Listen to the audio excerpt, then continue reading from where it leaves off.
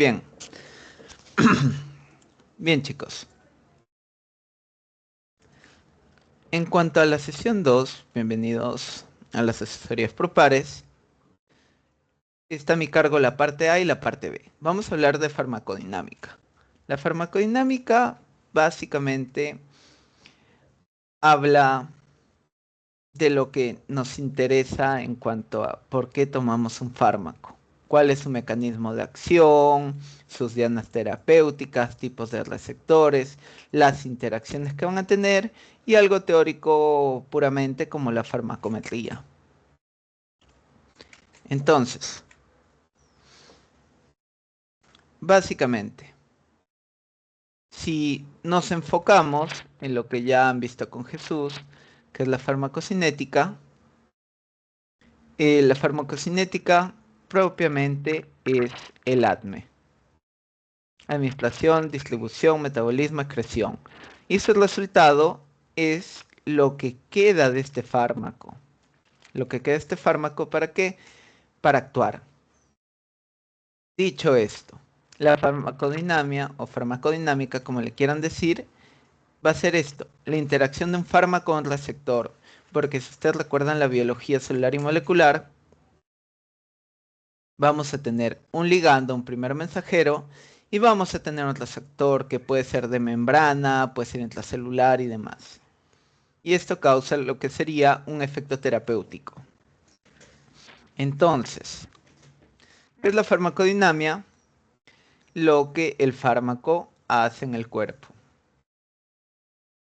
Y cómo se producen estos efectos, tanto positivos como negativos, que serían los efectos deseados y los efectos adversos, sencillamente.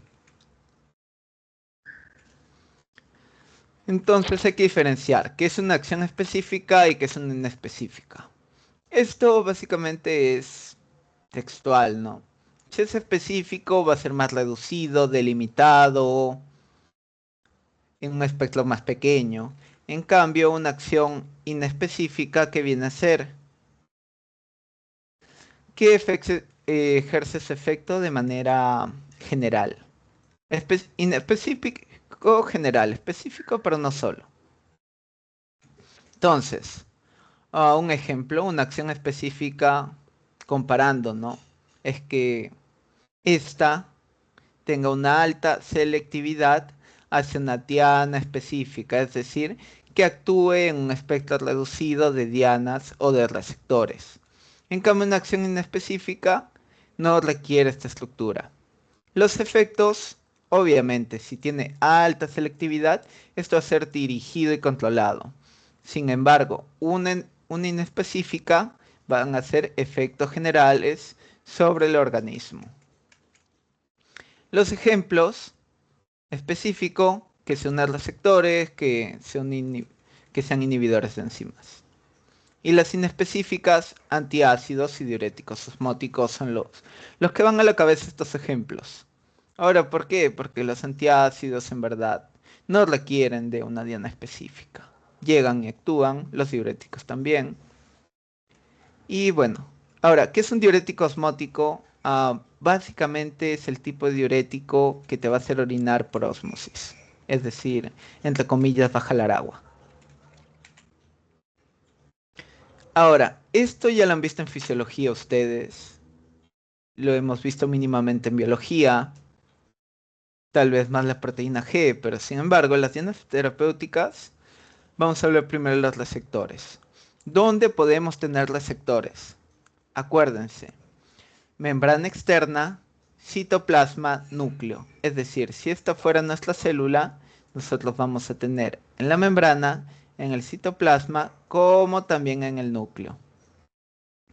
Entonces, recordando biología, ustedes sabrán que algunos primeros mensajeros atraviesan la membrana directamente hasta el citosol o incluso hasta el núcleo. Y otros por polaridad, tamaño o peso no pasan y necesitan su receptor en la membrana externa. Entonces, ¿cómo nos podemos acordar fácilmente de esto? Los ligandos hidrofílicos en la membrana externa, los hidrofóbicos receptores intracelulares. Si recuerdan también hay algunos transportadores, ¿no? Que van a ayudar a estos ligandos hidrófobos.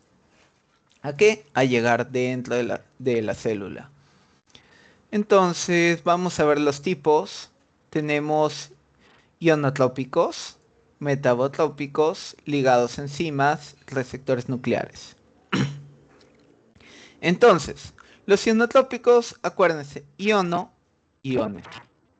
Básicamente, cuando la célula y su potencial de acción cambien, tenemos hiperpolarización o despolarización.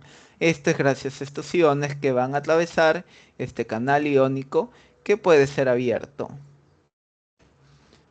Y esto que va a causar efectos celulares. Recuerden que hay un montón de cascadas de señalización y todo ello. Pero no vamos a enfocarnos tanto en todas las ramas, sino básicamente en el efecto celular predominante. ¿Cuáles son más rápidos? Los canales iónicos, milisegundos. Un ejemplo de esto es el receptor nicotínico de acetilcolina. Luego tenemos los metabotrópicos o asociados a proteína G. Aquí vamos a hacer un recordaris posterior a cómo trabajan específicamente. Si lo recuerdan, mejor. Pero básicamente aquí tenemos el receptor, tenemos el ligando primer mensajero, lo cual va a causar un cambio conformacional que va a llevar a la creación de segundos mensajeros. ¿Cuál es tu segundo mensajero que no te debes olvidar nunca? El AMP cíclico. Ese va a estar por todos lados, en mayor o menor producción. O también va a actuar en canales iónicos como vemos aquí. Entonces, los segundos mensajeros pueden causar la liberación de calcio, fosforilación de proteínas y otros efectos que nos dan efectos celulares, así como el cambio de excitabilidad también lo va a causar generando la entrada de iones. Entonces, hasta aquí es algo que hemos visto, que conocemos. Sin embargo, aquí viene la comparativa. La escala temporal es de segundos a minutos. Y aquí que tenemos el receptor muscarínico acetilcolina. Y aquí lo tenemos. Tiene su dominio acoplado a proteína G. Luego tenemos los ligados enzimas. Básicamente, va a haber una enzima aquí, en el complejo receptor enzima, que cuando llegue el primer mensajero, va a causar una fosforilación o en su efecto fosforilación de proteínas, que puede llevar a una transcripción de genes, un aumento, una disminución, depende, ¿no? Aquí estamos hablando de una transcripción, es decir, positivo, lo cual lleva a una síntesis de proteínas, y esto lleva a los efectos celulares. ¿Cuánto es? Minutos a horas, receptores de citocinas, por ejemplo. Entonces las citocinas que tanto hablamos actúan a este nivel. Luego tenemos lo que serían los receptores nucleares. En cuanto a los receptores nucleares, recordemos, ya les había mencionado en el diapositivo anterior. Viene básicamente el primer mensajero y pasa. Por sus propiedades va a pasar y puede o no tener un receptor en citoplasma o puede llegar directamente al núcleo provocando la transcripción de genes, lo cual lleva a la síntesis de proteínas. Y esto que produce efectos celulares. ¿Cuánto es? Horas a días. Un ejemplo, hormonas, receptor de estrógenos, tenemos su dominio de unión y el dominio de unión al ADN con dedos de zinc. Entonces, así es como trabajan estas llenas terapéuticas. A gran escala hemos visto del tipo 1 al tipo 4. O no necesariamente necesitan saber los números, sino cómo es que se producen. Esta tabla es del Goodman. Y aquí tenemos las familias funcionales. Las vamos a ir desarrollando durante las clases, pero igual lo mencionó. Los canales iónicos pueden estar activados por ligando o por voltaje. Eso ya lo conocen. Las que están asociadas a proteína G, estas son sus siglas en inglés, pueden ser beta-adrenérgicos, colinérgicos muscarínicos, eicosanoides y los receptores de trombina. ¿Cuáles son sus ligandos fisiológicos? Aquí lo tenemos. Norepinefrina, epinefrina, y lo que sería la dopamina. Aquí, acetilcolina, prostaglandinas, leucotrienos, tromboxanos, entre otros. Y bueno, los efectos que van a tener es a nivel de la proteína GS, la dinilato ciclasa, la proteína GI, GQ. Ahora, esto de las proteínas lo vamos a ir desarrollando un poquito más. No se preocupen si se marean un poco. Pero, por ejemplo, hay una particularidad, los eicosanoides actúan en GS, GI, GQ. Ejemplo, misoprostol, montelukast. Y otros de la trombina que, bueno, están en desarrollo. Ahora, los canales iónicos, sencillísimo, chicos. Los ligandos pueden ser acetilcolina, GABA, la 5-HT, que es la hidroxirictamina. Y los por voltaje, pues, obviamente, es despolarización de membrana. Este no tiene un ligando fisiológico. Y aquí tenemos los iones. ¿Cuáles son nuestros ejemplos? Lidocaína, verapamilo, nicotina, gabapentina. Los transmembrana tenemos la tirosina quinasa. Aquí, tirosina quinasa, el primer ejemplo que se les debe venir a la cabeza es la insulina. Los factores de crecimiento también. Y los efectores y transductores que puedan tener, pero bueno, con insulina ya van bien. Luego, glucocorticoides unidos a la membrana. Los, los unidos a la membrana, básicamente péptidos natriuréticos, el GMP cíclico, las tirosinas fosfatasas. Luego los transmembranas no enzimáticos. Aquí los receptores tipo TOL son los que importan. Ustedes ya llevaron inmuno, saben un poco de lo que son los TOL-like receptors. Lipopolisacáridos, productos bacterianos. Luego los receptores nucleares, esteroides, hormona, PPAR-gamma. Ahora, no se necesitan saber toda la tabla de aquí. Solo puse ejemplo porque está en el libro y siempre preguntan del libro algunas cosas. Luego los intracelulares, básicamente. Y ya, ahora sí vamos a pasar uno por uno de ellos. Tenemos los activados por ligando y los activados por voltaje. Entonces, un ejemplo de estos son los receptores GABA que están acoplados a canales de cloro o cloruro, como le quieran decir. Y esto produce hiperpolarización de las neuronas.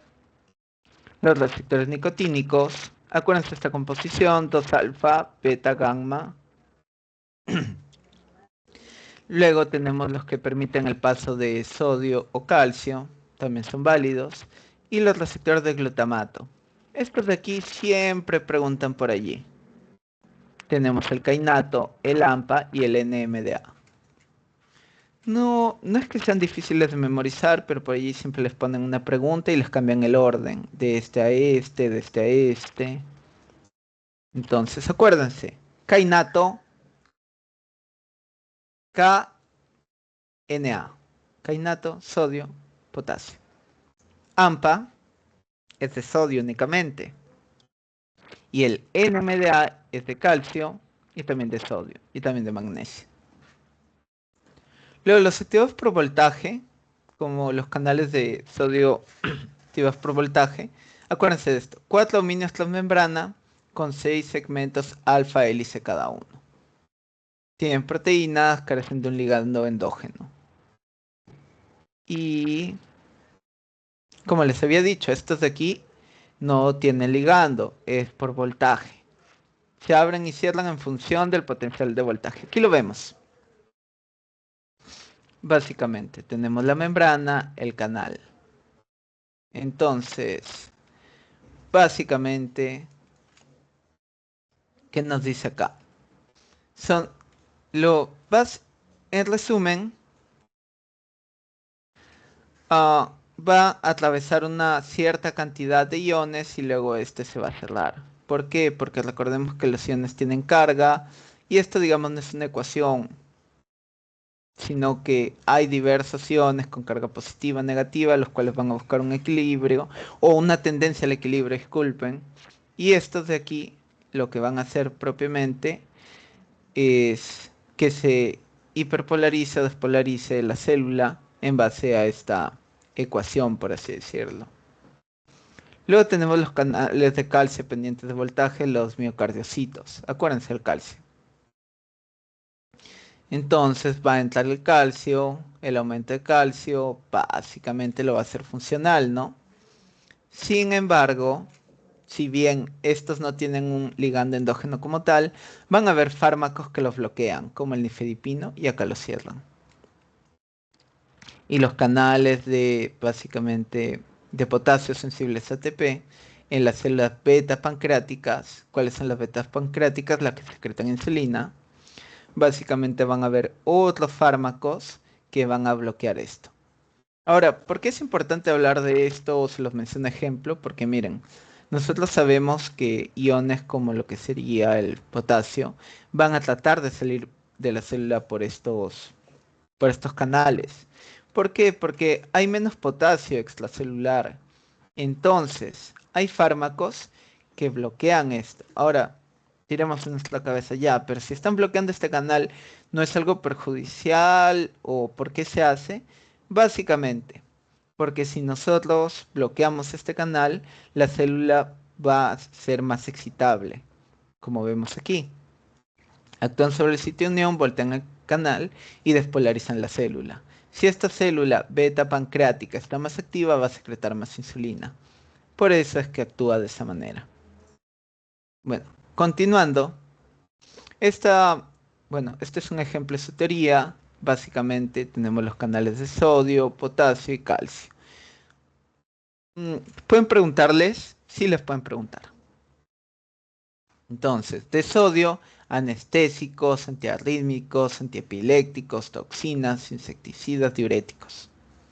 Y de potasio, aquí tenemos aminopiridinas, hipoglucemiantes, como las sulfonilurias que les hablo aquí, y toxinas. Y de calcio, nifedipino, verapamilo, aminoglucósidos, cationes divalentes. Básicamente.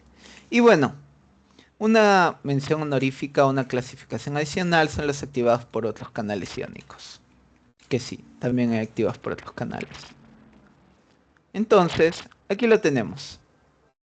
Un canal de sodio activado por voltaje ante la despolarización va a permitir este flujo.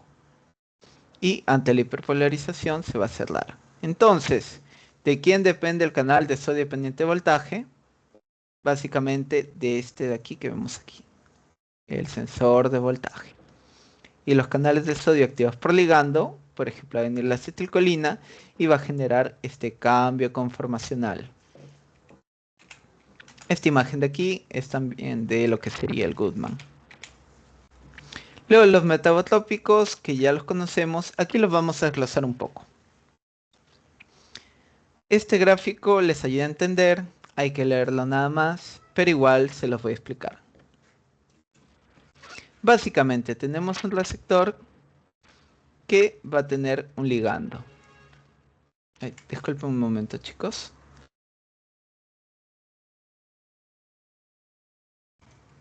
Ya, aquí lo tenemos. Entonces, este de agonistas, antagonistas y todo ello, se habla en la segunda parte de este tema.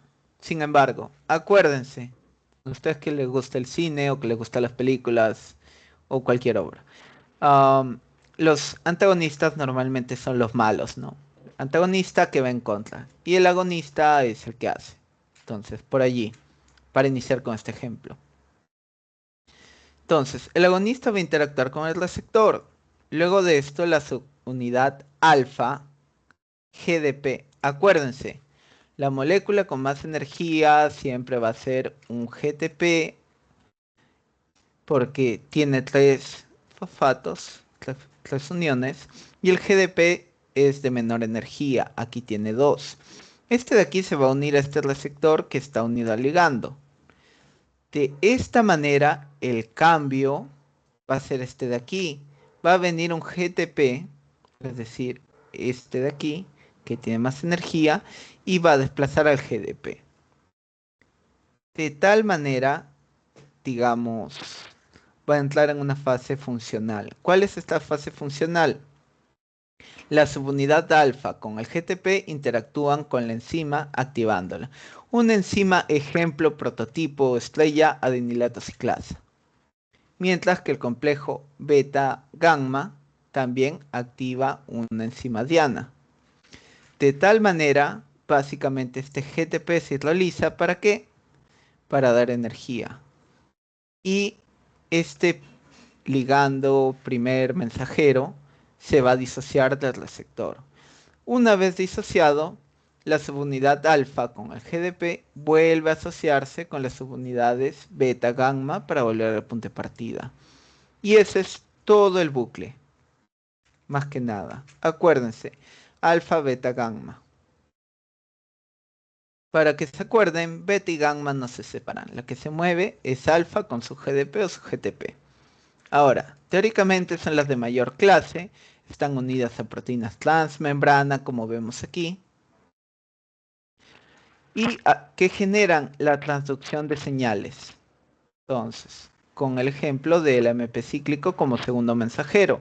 ¿Cuántos segmentos tiene? Tiene 7 segmentos transmembrana, 3 asas intracelulares y un extremo carboxiterminal intracelular. Si les dicen, el carboxiterminal está extracelular, no. El N-terminal es el extracelular que vemos aquí. Aquí tenemos sus 7 hélices transmembrana y las asas que les había mencionado. ¿Cuál es la función de los metabotrópicos? Transducción de la señal. El primer mensajero no puede ingresar a la célula, así que él va a buscar la forma de transcribir este mensaje. Y aquí tenemos esta imagen del Goodman, que básicamente nos dice que este es el basal, el inactivo, y este es el activo. Entonces, alfa GTP es el activo, más que nada. La hidrólisis del GTP básicamente va a estar, va a estar mediada por otros componentes. Y la modulación de los efectores, básicamente, vamos a tener varios. Un ejemplo, aquí podemos ver que puede aumentar la adenilato ciclasa, se puede reducir o la, PLC, fosfolipasa C, puede aumentar. ¿De qué depende? Del tipo de proteína, GQ, GS, GI. Ahora, dentro de esta vía de los receptores metabotrópicos, nosotros también vemos la vía de la restina. Ahora, la vía de la restina se los menciono porque posteriormente se habla de ella un poco, ¿no? Pero puede ser una pregunta teórica. ¿Qué significa? Que aquí el único mensaje va a ser la adenilato ciclasa con mayor actividad produciendo más MP cíclico. No necesariamente. Hay la vía de las restinas, también pueden abrir los canales iónicos como vemos aquí. Beta y gamma puede abrir ciertos canales o pueden tener otros efectores.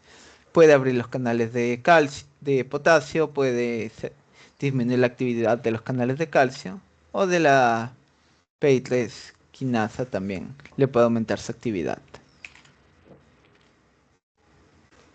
Dicho esto, vamos a ver todas estas rutas a detalle. La proteína GQ estimula la fosfolipasa C. La fosfolipasa C que nos va a dar el IP3 y el diacilglicerol. Entonces, diacilglicerol es importante, sí, pero ¿quién va a tener más efectos? El IP3. El IP3 va a actuar en músculo liso, en glándulas exocrinas y en células del endotelio vascular. Vamos a ir una por una. Si actúa en músculo liso, aumenta la liberación del calcio. También puede causar esta contracción muscular, porque recuerdan que, necesita el músculo para contraerse, necesita la contracción muscular. Luego las glándulas exocrinas producen lo que sería liberación de calcio y produce ¿qué? Secreción glandular. El calcio ayuda bastante en muchos sistemas, entonces eso es lo primordial.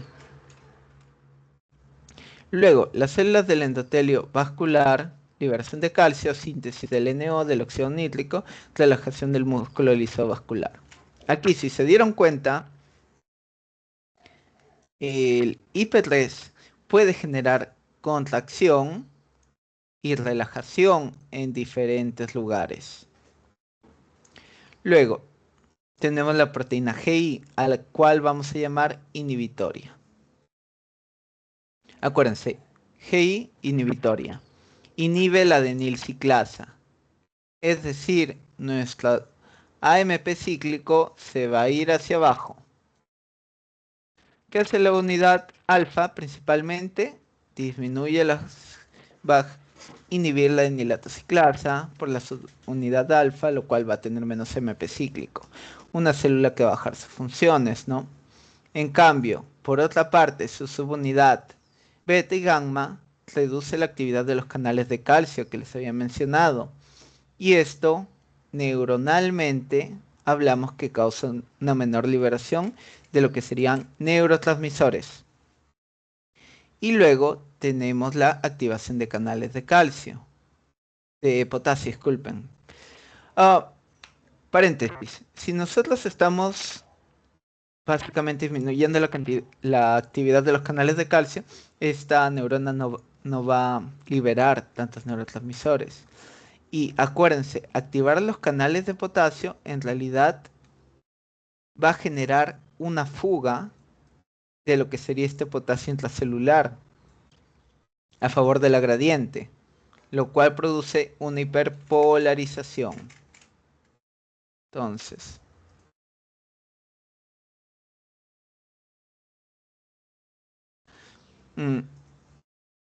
bien, disculpen chicos. Entonces, aquí lo tenemos, hiperpolarización. La proteína GI básicamente va a inhibir ciertas rutas. Es lo que les quiero transmitir. Y la proteína GS, acuérdense, estimulante, estimula la adenilato:ciclasa. Si estimula la adenilciclasa, vamos a tener más MP cíclico y esto va a activar a la fosfolipasa A, que va a interactuar con ciertas enzimas o proteínas como tal. Dicho esto, vamos con los ejemplos y con la síntesis de todo esto que estamos hablando. La proteína GQ básicamente la podemos clasificar como excitatoria, entre comillas, porque va a activar la fosfolipasa C, nos va a dar el PIP2, el cual en realidad no vamos a hablar mucho, el IP3 y el diacilglicerol. IP3 libera calcio de los depósitos intracelulares y el diacilglicerol activa la proteína sinasa C. Un ejemplo de esto es el receptor histamínico H1, lo cual puede causar contracción del músculo liso por el aumento del IP3 y diversos efectos por la fosforilación de proteínas. Este es un ejemplo clásico porque los antihistamínicos como tal van a bloquear estos efectos y producir muchos efectos también. Entonces, la histamina es la que produce esto de aquí. De acuerdo. Y bueno, como un ejemplo, todos en nuestra vida hemos tomado antihistamínicos como la clorfenamina, ¿no? La loratadina, entre otros. Para una clase posterior, pero les pongo esto el ejemplo, H1. Luego tenemos lo que sería la proteína GS, que va a aumentar la actividad de la anilatociclasa, es decir, el ATP lo va a transformar en más AMP cíclico. Y este MP cíclico activa la proteína sinasa A de la que ya habíamos hablado. Tenemos dos ejemplos, el receptor adrenérgico B2 y el muscarínico M2. Ahora, miren esta comparativa que les hacía también anteriormente. En un receptor adrenérgico B2, el AMP cíclico que va a producir relajación del músculo liso. Y en un muscarínico M2, disminución de la fuerza contráctil cardíaca. ¿Por qué? Porque estos receptores tienen otras vías que voy a explicar aquí abajito. El clásico para relajación del músculo liso, el salbutamol. Es un agonista. Luego, muscarínico M2, la acetilcolina. Luego, ¿qué más tenemos? Tenemos los canales de... Me estoy saltando esta parte, discúlpenme. En cambio, la GI va a ser lo contrario. La GI va a hacer que, por ejemplo, en el muscarínico M2 haya la disminución de la fuerza contráctil. ¿Por qué? Porque se disminuye la acetilcolina. pero que va a aumentar la apertura de los canales de potasio en la membrana celular. Entonces, esto que causa hiperpolarización, lo que vimos en el ejemplo anterior a modo de mapa.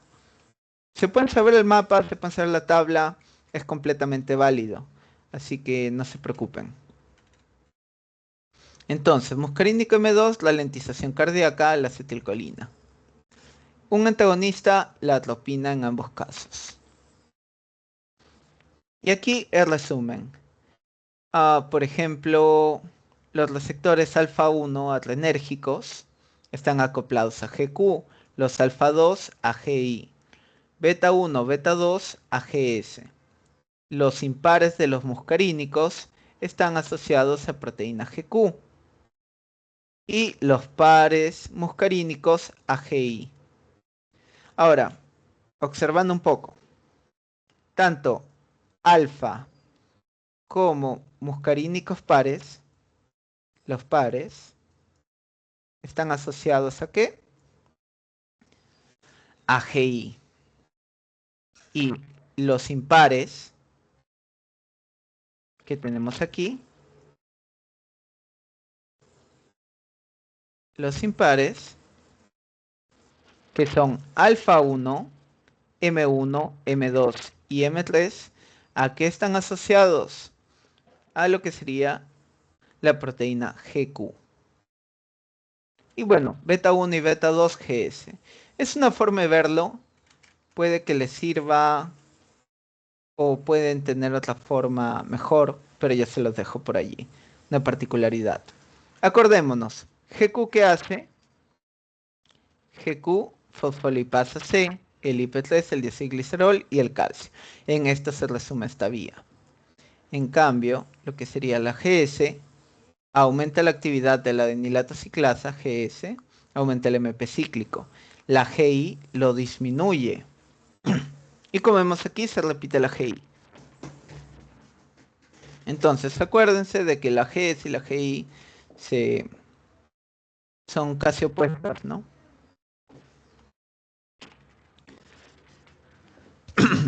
Luego, vamos a hablar de lo que serían las enzimas.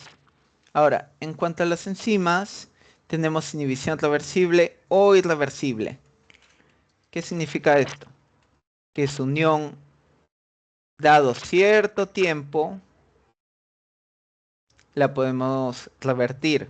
Y si es irreversible, básicamente no podemos. Entonces, ¿cuáles son los inhibidores enzimáticos que más vamos a ver, a mencionar? Los de la acetilcolinesterasa terminan en tigmina. Si les dicen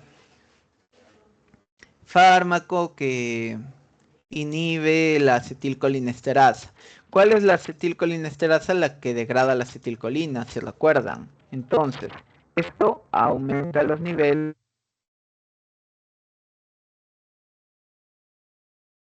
Entonces, dicho esto, tenemos los inhibidores de la COX. AS y AINE significa ácido acetilsalicílico, la denominada aspirina comercialmente, y los AINE. Básicamente tiene los efectos de analgésico, antitérmico, antiinflamatorio, antiagregante. Los de la santina oxidasa, los que producen lo que sería el ácido úrico, tenemos el alopurinol, que es un antigotoso.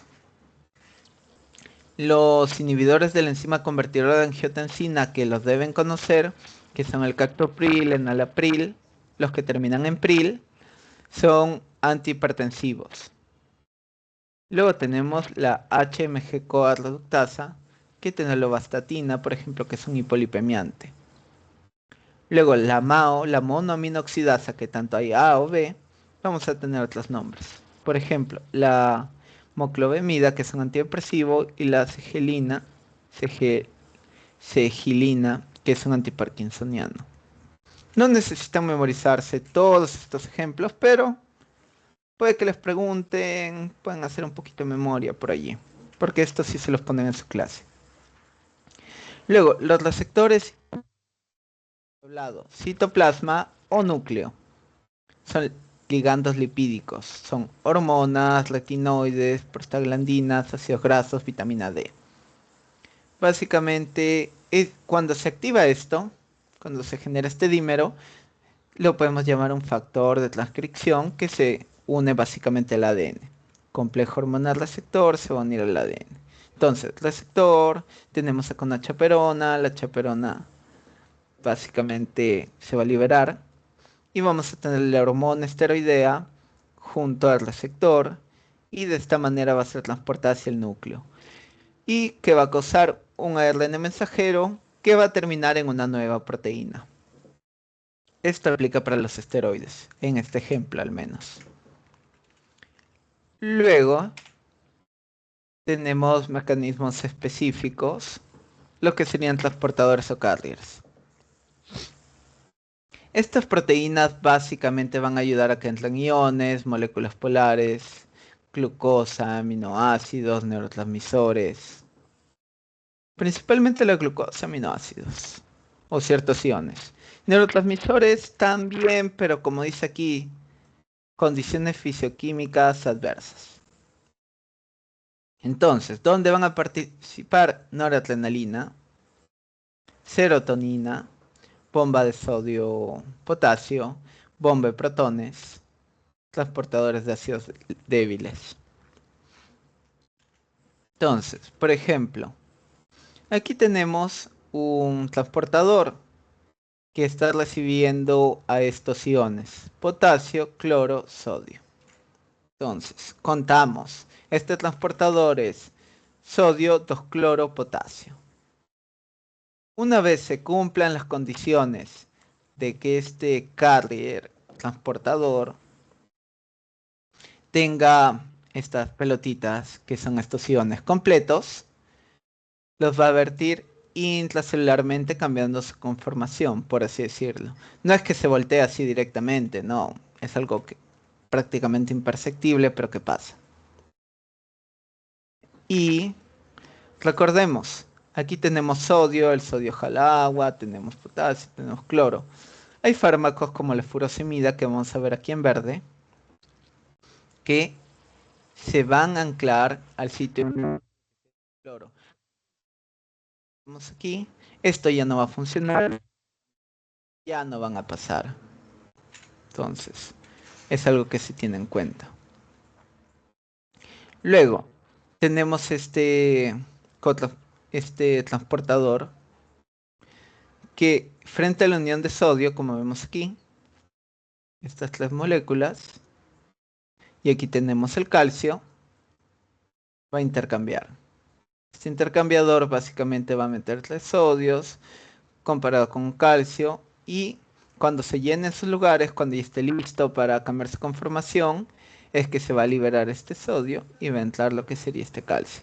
Acuérdense de lo que sería el gradiente electroquímico de sodio, ¿no? El sodio va a salir. Ahora, aquí tal vez nos estemos adelantando un poco, pero les va a servir para generar memoria. Hay transportadores que van a recaptar la noradrenalina. Ahora, neuronalmente nosotros conocemos que se van a vertir diferentes neurotransmisores, entre ellos la noradrenalina.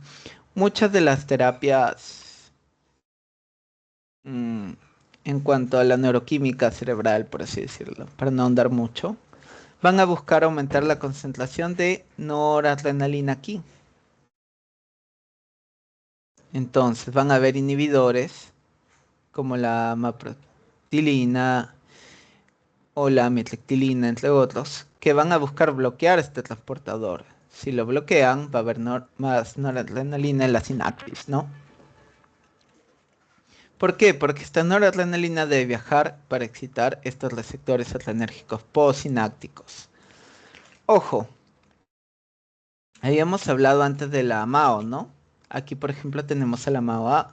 La noradrenalina debería ser, digamos, metabolizada a un aldehído de noradrenalina. Sin embargo, al inhibir esta MAO, vamos a tener más noradrenalina y por ende vamos a tener más disponible para exocitosis. Entonces aquí tenemos uno de los inhibidores.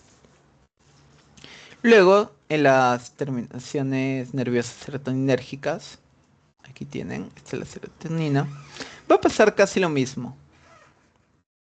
Entonces, vamos aquí estamos hablando de los inhibidores de la actuación de serotonina, noradrenalina y demás, pero son similares si se dan cuenta. Son los mismos nombres que ven aquí, solo cambian cierto grupo como los selectivos, pero los de la IMAO, por ejemplo, son lo mismo. Y bueno, también, o sea, una mención honorífica a la digoxina, ¿no? El inhibidor de la bomba sodio-potasio. Y bien, chicos, ahora sí llegamos a las preguntas. Para esto sí me gustaría que contesten con su micro por el chat y vamos explicando cada pregunta adecuadamente. Y la primera pregunta, esta estaba en su pretest, nos dice, ¿cómo se describe el mecanismo de acción de un fármaco que actúa sobre receptores nucleares? Tenemos la A que nos dice, se une al receptor de membrana y activa la proteína G. Se une al receptor de membrana y activa la proteína G. Luego, se une al receptor intracelular y modifica la expresión génica. Bloquea canales iónicos de la membrana celular. Inhibe la enzima que modula el sistema nervioso central. Se une al receptor en el sistema cardiovascular. ¿Cuál creen que sería la respuesta aquí?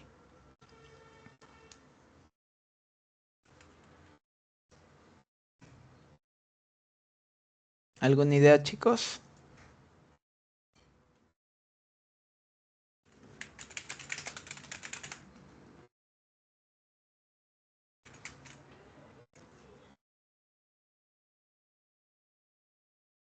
¿Cuál creen que sería la respuesta, chicos?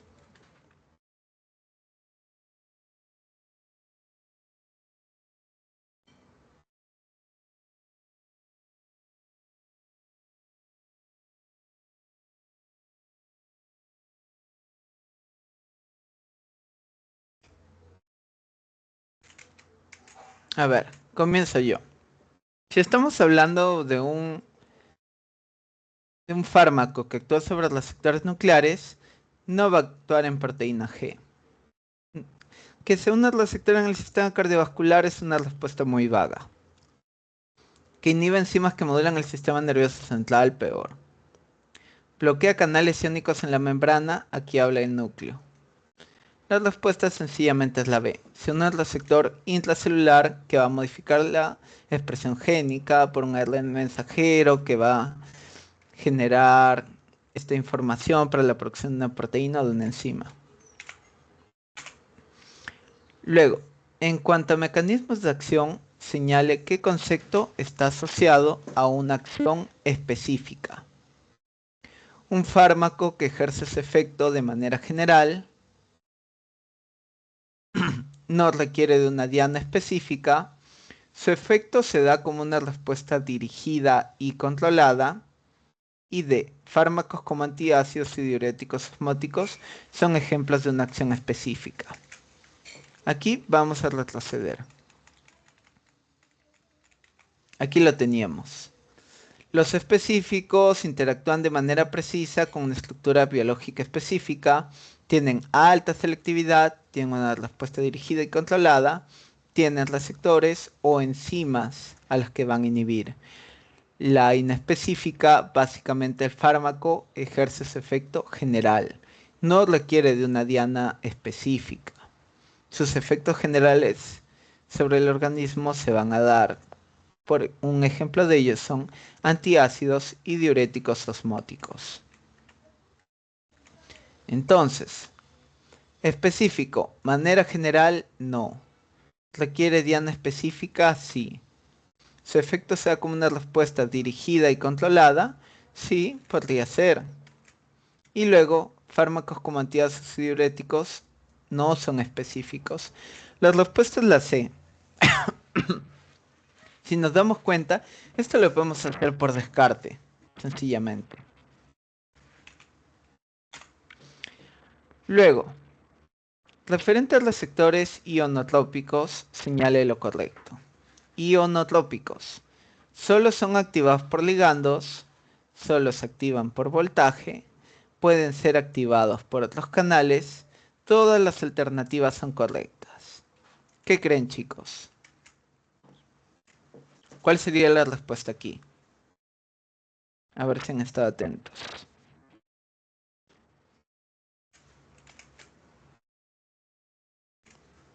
Lo pueden escribir por el chat o abrir su micro.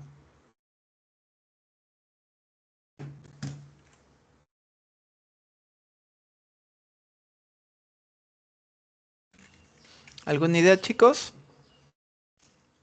Si no, regresamos a la diapositiva. A ver, vamos a regresar. Ionotrópicos. Los ionotrópicos, los cuales tienen una transmisión rápida y sin efectores, van a trabajar con los iones, desde luego, ¿no? Son GABA, nicotínico, de glutamato, los activados por voltaje. Aquí teníamos ejemplos. Entonces, el primer grupo, o el A, son los activados por un ligando. Por ejemplo, el GABA, acetilcolina, el glutamato. Los que son por voltaje dependen de la célula como tal. Entonces, básicamente la excitabilidad de la célula, es decir, si está hiperpolarizada o despolarizada, va a permitir esta apertura. Y luego tenemos los que son activados por otros canales iónicos, básicamente. Que se menciona poco, pero se menciona. Entonces, ¿son activados por ligando? ¿Solo son activados por ligando? No. ¿Solo se activan por voltaje? No. ¿Todas las alternativas son correctas? No, porque ya hay dos malas aquí. Entonces, pueden ser activados por otros canales, es la respuesta. Aquí se me movió la X, me parece. Entonces, la respuesta sería pueden ser activados por otros canales. Creo que lo tengo que corregir en el forums también. Y pasamos a la 4. Los receptores de membrana. Aquí lo hemos hablado ampliamente. La traducción de señales se produce por activación de proteína G. La traducción de señales se produce por activación de proteína G. Transducción sería la palabra, discúlpenme. Están unidos a proteínas de membrana, son los de menor clase, poseen 3 segmentos transmembrana y 7 asas intracelulares. Vamos a rebobinar aquí un poco.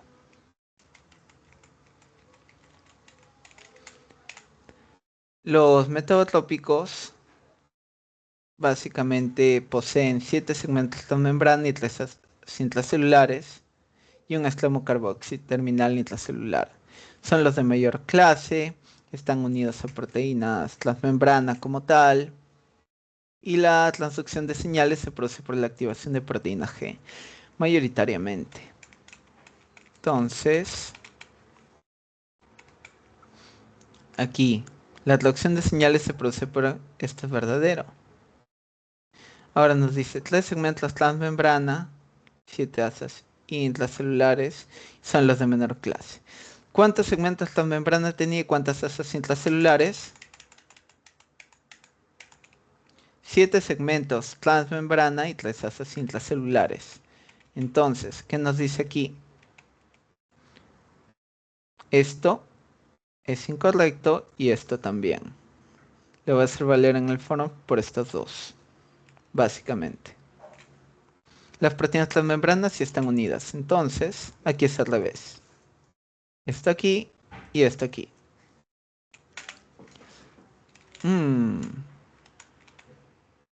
Se me borra una pregunta, chicos. Disculpen. Aquí, en el contexto de la farmacodinamia, ¿cuál es la diferencia funcional crítica entre un receptor farmacológico y un aceptor como la albúmina? Ustedes ya vieron un poco de farmacocinética con Jesús, entonces, esta es una pregunta compleja que estoy agregando aquí. ¿Cómo definimos un receptor y cómo definimos un aceptor? Ahora, muchos fármacos van a tener unión a proteínas plasmáticas. Un ejemplo de una proteína plasmática es la albúmina.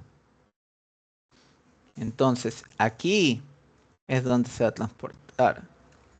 Aquí ya estamos haciendo una sumatoria de la clase 1 y esta clase de hoy, ¿no? El receptor inicia su respuesta bioquímica o fisiológica tras la unión, mientras que el aceptor solo altera la farmacocinética. Luego la B nos dice, los receptores solo se encuentran en la superficie celular, mientras que los aceptores son exclusivamente extracelulares. Aquí nos dan un tremendo distractor en la B, porque un aceptor, sí, puede ser extracelular, ¿no? Pero vamos a lo primero, a lo que hemos visto hoy. Los receptores solo se encuentran en la superficie celular. Esto es completamente falso, yo ya les he dicho, es superficie o membrana externa, es citoplasma, es núcleo. Por tanto, esto lo vamos a descartar. Ahora, los receptores poseen una actividad intrínseca, pero no tienen afinidad por los ligandos endógenos. Aquí, esto es de la segunda parte un poco, pero recordemos. Aceptores, actividad intrínseca. Actividad intrínseca es que genera un efecto. Entonces, tampoco es. Nos está describiendo antes de la coma a un receptor. Solo los receptores pueden ser saturados por concentraciones elevadas del fármaco. Ojo, si hablamos de saturación significa qué tan adherido, qué tan copado puede estar, ¿no? Entonces, solo los receptores pueden ser los saturados, no, también se podría saturar la albúmina. De hecho, si hay dos fármacos que compiten por la albúmina, uno va a ser desplazado, aumentando su concentración, ¿no? La unión al receptor es siempre irreversible, mientras que la unión al aceptor es siempre reversible.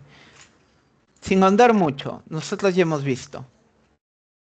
Tenemos un receptor, va a haber un ligando que puede ser reversible o irreversible. Y en la mayoría de los ejemplos de las gráficas, si este era un receptor, venía acá su ligando, luego había una disociación. ¿Por qué? Porque es parte de la señalización celular que la señal se interrumpa o que se degrade este ligando. Entonces, no siempre es irreversible. Cuando les pongan en una alternativa que algo siempre, así, algo bien parcial, nunca siempre duden de esa respuesta. Por tanto, la respuesta es la A.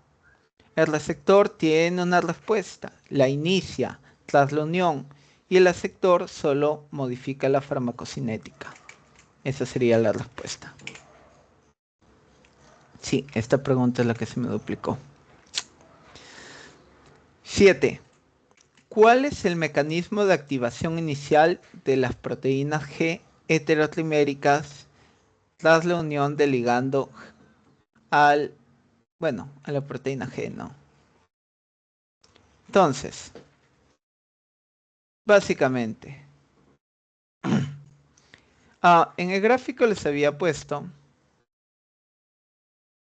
vamos aquí, este es del libro, así que, acuérdense, las RGS, hidrólisis del ATP, velocidad de hidrólisis, es mediada por las RGS. Entonces, volvemos aquí. ¿Cuál es el mecanismo de activación inicial de las proteínas G heterotriméricas tras la unión del ligando al receptor acoplado a proteína G?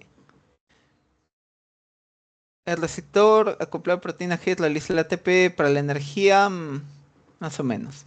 Las proteínas RGS inician la disociación del heterotrímero en subunidades alfa y beta y gamma. La subunidad alfa se desprende de la membrana y migra al núcleo por la transcripción. Aquí de cajón no es esto, chicos. El receptor actúa como una GF, promoviendo la liberación de GDP y la unión de GTP es la unidad alfa. Lo acabamos de leer. La subunidad beta gamma fosforila directamente al GDP para convertirlo en GTP. Nada que ver. Nos quedamos con tres acciones que debemos leer. Pero ya digamos que les acaba de leer cuál era la respuesta, ¿no? Entonces, el complejo GPCR realiza el ATP para proporcionar energía. O sea, sí, pero no. No hace la acción directa. Entonces, básicamente, la respuesta es la D. Algunos hubiesen pensado que es la B, ¿no? Pero dice, inicia la disociación, en ningún momento se habla de esto ni de esto. Básicamente va a actuar promoviendo la liberación del GDP y la unión del GTP en la subunidad alfa. Luego pasamos, ya nos quedan tres preguntas, chicos. La proteína sinasa A es activada por el MP cíclico, a veces la C está aquí, a veces está aquí, mediante el siguiente proceso molecular. La unión del MP cíclico a las subunidades reguladoras provoca la liberación de subunidades catalíticas activas. La activación requiere la degradación previa del MP cíclico por la fosfodiesterasa 4, que ni le hemos hablado hoy. La pKa se trasloca a la membrana plasmática, donde es fosforilada por las proteínas GS alfa, por la subunidad. Como que no, ¿no? El MP cíclico actúa como un cofactor que se une al sitio activo de la subunidad catalítica para hidrolizar el ATP. Actúa como cofactor que se une al sitio activo de la subunidad catalítica para hidrolizar. Básicamente te está diciendo que la MP va a hidrolizar al ATP. El MP cíclico provoca la dimerización de monómeros inactivos de la pKa para conformar un complejo cuaternario funcional. Y sencillamente la respuesta es la que leíamos primero. Aquí ni le hemos hablado. Cofactor no, es el producto de ATP a MP cíclico. Básicamente. Y aquí estamos hablando de la proteína quinasa A, así que peor. pKa se trasloca, peor. Fosfodiesterasa, peor. Básicamente la respuesta es la A. Luego, pregunta 9 y penúltima. En los canales de sodio activados por voltaje, ¿qué estructura molecular actúa específicamente como el sensor de voltaje? Aquí, netamente teórico, se los había señalado, pero les doy la respuesta directamente. Hélice transmembrana S4 que contiene aminoácidos con carga positiva. ¿Dónde estaba este sensor de voltaje? Pregunta el libro también. Aquí. Sensor de voltaje.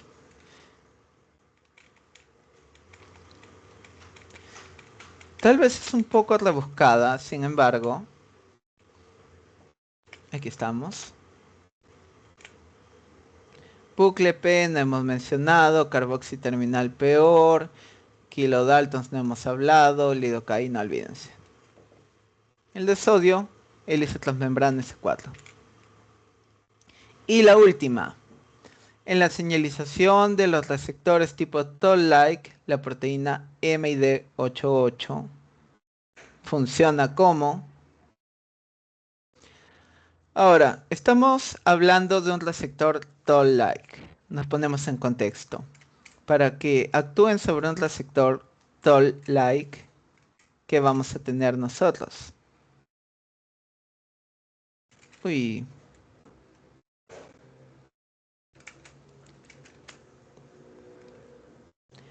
Básicamente, estamos hablando de citocinas, productos bacterianos, algo así. Una ubiquitina ligasa que degrada el factor nuclear kappa beta, el NF kappa beta. Canal iónico permeable. Enzima que hidroliza CGMP para controlar la vasodilatación. Una proteína adaptadora que recluta sinasas asociadas al receptor de interleuquina 1 y un receptor de superficie que reconoce directamente lipopolisacáridos bacterianos. La respuesta, la D. Les di una pista con las interleuquinas. Esta es un poco rebuscada, no creo que les pregunten, por allí la vi compleja, pero uno nunca sabe. Así que decidí agregarlo.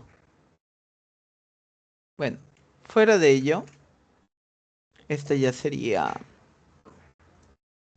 la última pregunta. Uy, no, tenía una más. Me olvidé, chicos, disculpen. El fenómeno de sensibilización rápida de la GPCR involucra el reclutamiento de qué proteínas tras la fosforilación por GRK. Aquí les había señalado algo. No era la calmodulina, la clatrina, la fosfodiesterasa, la proteína C.